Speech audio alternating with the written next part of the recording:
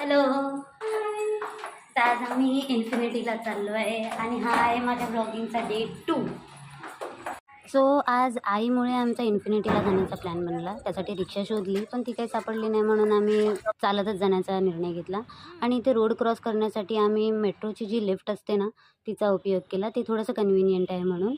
मग आम्ही इन्फिनिटीला पोहोचलो. मम्मीची खूप दिवसाची इच्छा होती की तिला इन्फिनिटीला जायचं, आणि आता क्रिसमस चालू आहे त्यामुळे डेकोरेशन खूप सुंदर होतं आणि मम्मी आणि ईशा खूप खुश झाली ते बघून. तर असे ब्लॉग बनवण्याचं एक कारण असं आहे की आम्ही आहे ना असं बाहेर पडतच नाही सहजासहजी, म्हणजे काही सामान घ्यायचं असलं तरच बाहेर पडतो.